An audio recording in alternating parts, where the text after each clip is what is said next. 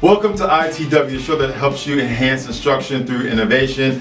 Aubrey Harrison with David Casavecchia. Today we got a great episode on personalized learning. We're going to be talking about this new initiative that's been going out, not only in our district but all over the place, and how this is changing the way we educate our students. It's kind of making a difference in the roles of the student and the teacher. So the teacher is being more a facilitator, coach, and the student is taking more responsibility, more ownership of their learning. And there's some great examples of that here in our district. There are, Aubrey. We're actually going to go talk with Jill Thompson. Jill is the program manager for personalized learning in CMS, and we're going to go visit two of the schools that are actually implementing personalized learning inside CMS. So let's go take a look at Kennedy Middle School and Grand Oak and see what they have to say about personalized learning.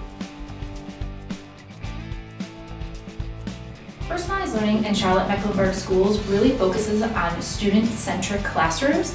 We came up with the definition last year when we started the Personalized Learning Institute with the first 15 schools in the cohort. The definition that the teachers created really set a foundation of 4 cornerstones, which are whole child, student ownership, mastery learning, and PACES, playlists, and pathways.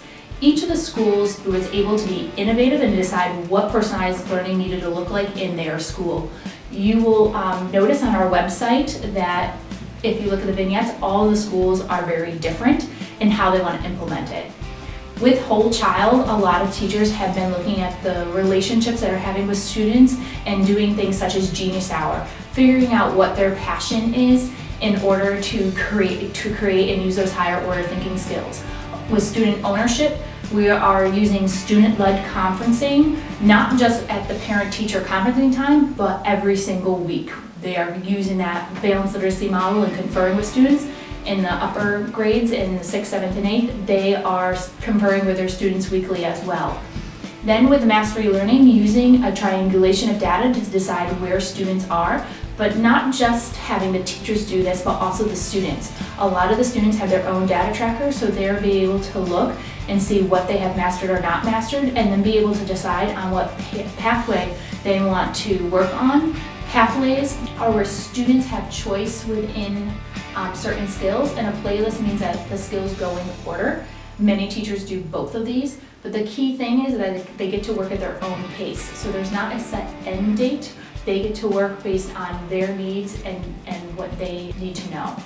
My favorite thing about personalized learning is probably giving the kids choice. I see kids that like to do things more artistically. They get to create how-to videos. They get to create presentations.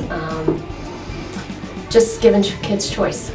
I find that they enjoy learning a lot more.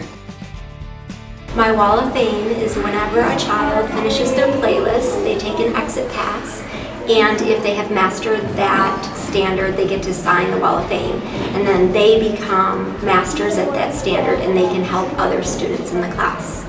I love the independence that my students have gained. My students love math now and they just show so much joy for it and excitement. And I get to work with my small groups and I get to know my students better. I know exactly who needs what. It makes differentiation very easy. Like I said, I had students that pace themselves very differently. In addition, I have a lot of ESL students this year, so I can create different pathways and give them to them specifically and not assign it whole class.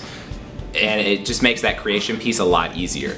In addition, I really enjoy, like I was speaking with another teacher earlier, it's made me a more efficient teacher in the sense that I can get data a lot quicker and I can implement that data a lot faster too.